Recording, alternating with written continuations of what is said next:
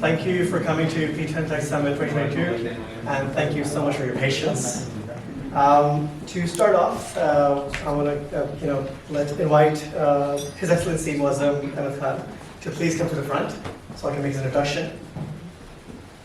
Thank you. So His Excellency is the current Pakistan's High Commissioner to the UK, and he'll be giving an introductory presentation, a welcome address. And he spent the last 10 years building in, sorry, just give me a second. Are you reading somebody else? Yes, I am indeed. So, sorry, His Excellency holds a master's degree in economics, as well as a master's degree in international relations and international economics from John Hopkins University. He's serving as the High Commissioner of Pakistan since 2014 September. And we're honored to have him and opening up the High Commission to let us host this event. Aside from the High Commissioner, I'd like to please request Baroness Bashina Mubarak to come and take a seat as well. Baroness Mubarak is a leading businesswoman and has Lord's life peer. I'm sure she doesn't need introduction for a lot of people. And she's a former member of the European Parliament for Scotland and chair of CBI Scotland. And she was awarded a CBE in 2014 for services and to business and public service. A deeply experienced chair and board member, she's operated at the highest levels of politics and industry for over 20 years, and distinguished record of championing business interests and a strong personal commitment to supporting social cohesion and inclusivity. So we're honored to have you here. Thank you.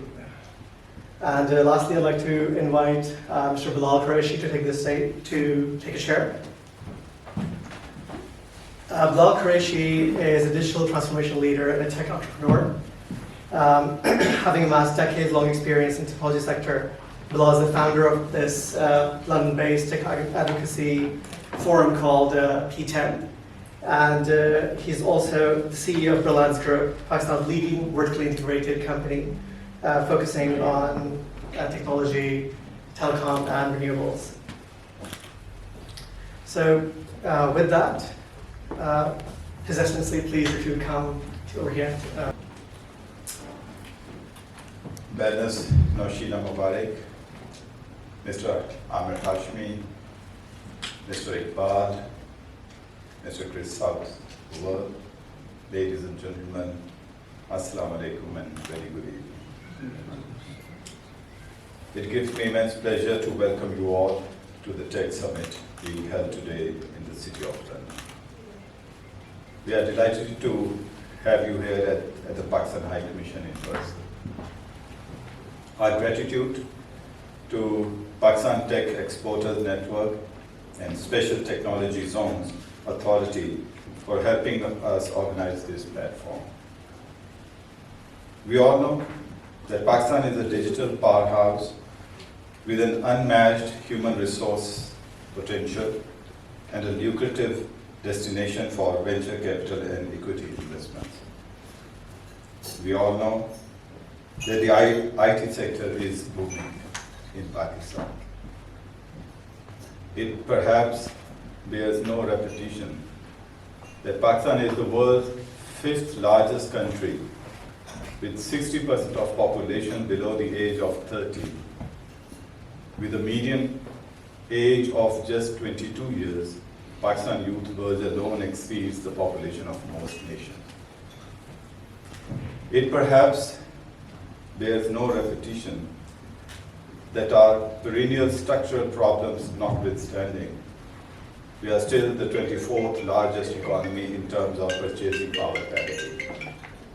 It perhaps bears no repetition that Pakistan enjoys one of the highest internet and mobile penetration in the region, that our IT and telecom sector is highly competitive and attractive.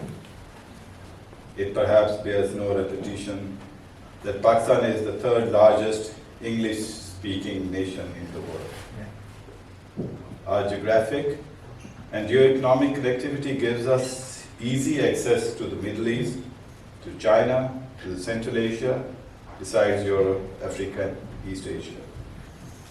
It also perhaps bears no repetition that in the first half of the current fiscal year, Pakistan's IT exports surged 29% to $1.3 billion and are projected to touch up to $3 billion this year, inshallah.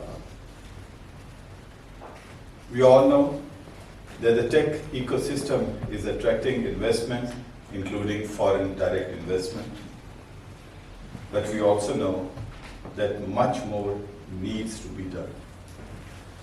That Pakistan's performance has yet to catch up with our true and actual potential. What I would really like to know from you is how this gap can be bridged.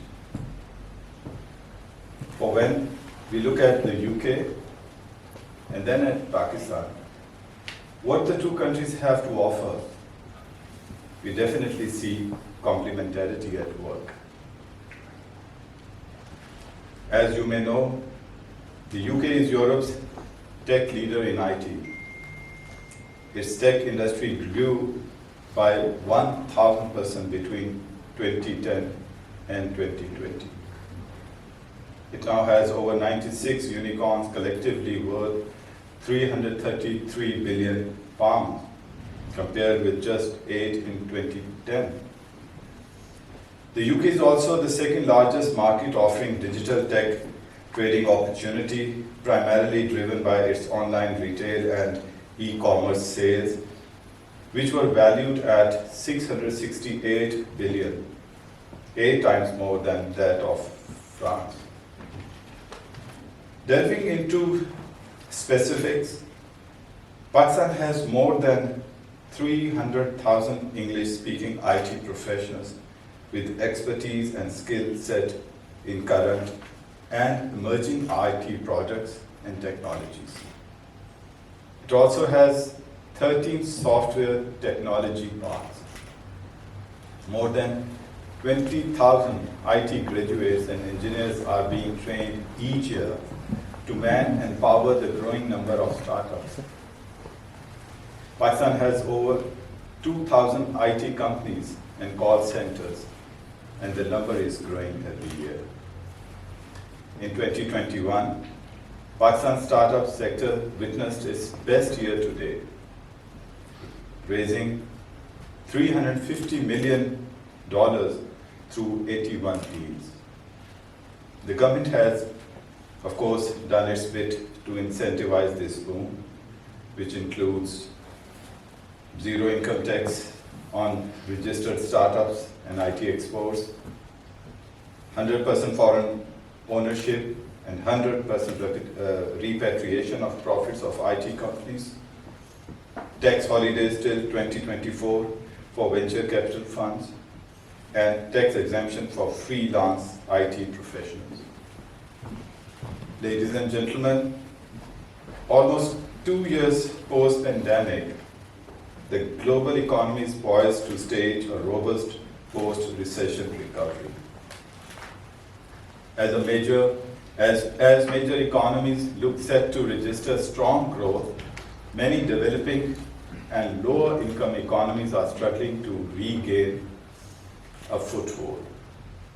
Surge in demand, disruption in supplies, high energy costs, and bottlenecks in production chains have altered global trading patterns. Rising food and energy prices are not just hitting developed economies, but also middle-income countries like Pakistan. Notwithstanding the turbulence, Pakistan's economy continues to power ahead with remarkable tendency. Last year's broad-based economic growth of 5.3% amply demonstrates that our fundamentals are sound and the future is bright. Pakistan is among the few countries that successfully managed to save both lives and livelihood.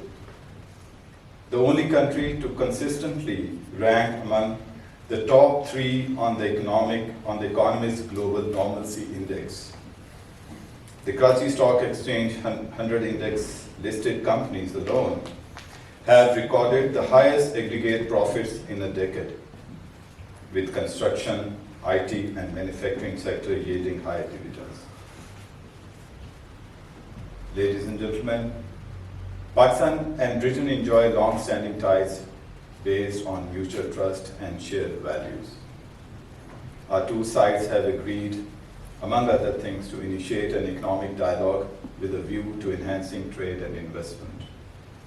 Today, the UK is Pakistan's third largest export partner, second largest investment partner, and third largest source of remittances.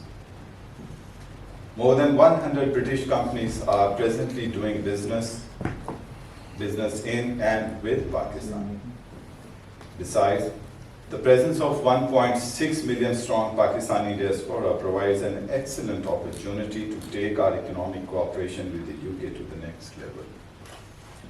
It particularly sets the stage to further explore the prospects of enhanced cooperation and investment in the IT and tech sectors. Let me conclude by saying that while Pakistan is brimming with talent and IT tech skill sets, it lacks financial wherewithal for the startups and accelerators to climb up the ladder. British corporates and funds can come forward and take advantage of our IT growth story. With tech leaders and entrepreneurs from Pakistan and the UK brainstorming on these prospects, I'm confident that our gathering today will produce useful insight. Thank you so much.